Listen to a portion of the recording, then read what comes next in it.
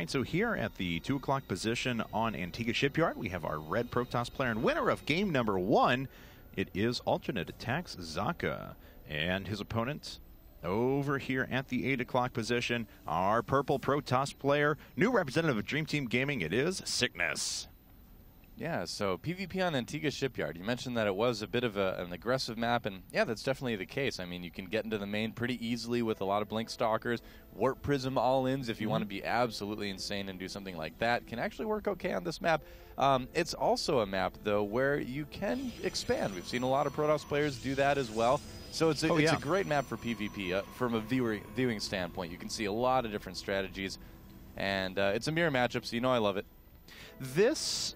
This map in particular kind of reminds me of the way that ZVZ plays out a lot for PvP. Allow me to explain. Like, you tend to have a lot of early aggression on this map unless you see players playing excessively greedy. But you also have a possibility of moving into an extremely long macro game after that aggression is done. So kind of in ZVZ, how you have big Zergling, Baneling wars a lot of the time, then you move into something else completely altogether. That's kind of the way that PvP plays out here. You'll see a lot of early aggression. Some people will decide to play greedy at the beginning, and then it'll kind of move into a little bit more stable if someone doesn't die outright at the beginning of the game. Was that a 14 gateway for Socke?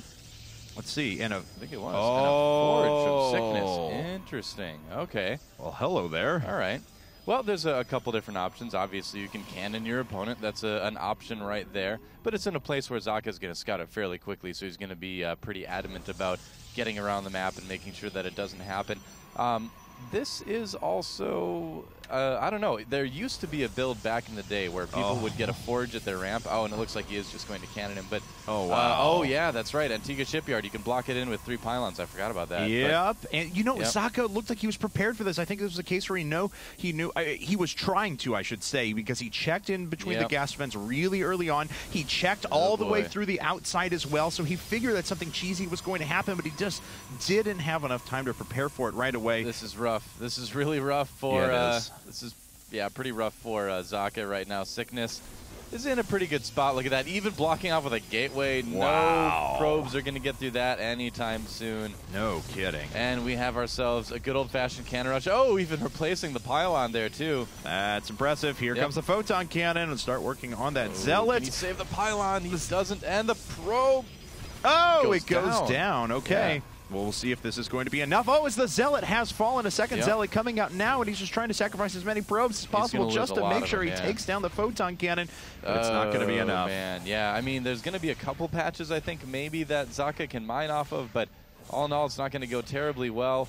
Zealot number 2 trying his luck, and it looks like he might be able to pick off a little bit besides the shields here. Yeah, so he does a little bit of damage. Unfortunately, more probes are going to fall. Socke is actually down by 6 workers now. 7 workers and falling. Yeah, and it's just going to be really tough to mine. The other build I was talking about is that way back in the day, there used to be a DT build where you'd open up with a Forge at your ramp, but that was like, I'm talking like a year and a half ago now, and that never really made it into pro play.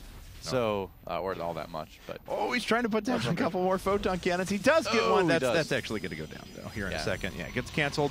So Socke, this is kind of an uphill battle for him. I've got to admit, he's down 8 workers to 18. He is up on tech, but even in this circumstance, with that photon cannon that's sitting at the top, Sickness is going to be able to defend against early aggression pretty well. Yep, 2 gas on the way too, so he's going to want to be able to get some sort of warp it. Well, he's going to want to get warp gates done pretty quickly here. And, yeah, you know, all in all, Socke's lead on tech might come in pretty big here. He is very down on probes, like you mentioned, but that's something that, with the delay that Sickness has to his own tech, Socke might possibly be able to overcome. Yeah, we'll see if Sickness just wants to follow this up with a heavy 4-gate or something like that, especially if Socke doesn't worry about these pylons for a while. He's just concentrating on making sure his attack forces are cutting off reinforcements. Yeah. He could actually get warped in behind him. So that's the other thing is, he will need to worry about those pylons a little bit later. I mean, you can always warp in Zealots right there, but we'll see. I've got a feeling Socke is just not going to worry about it. You know, he's going to just make probes for now. He knows that warp gate research is a long way away yet. So as far as his opponent's warp gate research goes anyway. That's right, yeah, and that cybernetics core is actually about, what, 80% of the way finished now. Socke going to try and be able to warp in, but Sickness brings in a Zealot just in time, hoarding away that Stalker. Very frustrating for Socke there. Warp gate research will start momentarily. There it is. And there finally looks like Socke just going to try and put on pressure. He's just been sitting on those 12 probes for a really long time. Yeah, pretty much. He actually just lost one too, down to 11. And very smart by Sickness, actually putting those pylons there, trapping the Zealots in that little space here where he can fire at them. Yeah. That's so smart, man. What a weird PvP, though, I know. if we're honest. So, all right, well, a couple more units coming out now. He does force field him out and keeps the pylon alive. That forces the Warpins to sit on top of the cannon as well, so the cannon going to do extra damage. Socke, unfortunately, in kind of a bad way here. Oh, he's not able to save that second pylon, but it doesn't matter. There's the GG. Socke goes down. Sickness ties things up 1-1. Yeah, wow, what a crazy build from Sickness. I mean,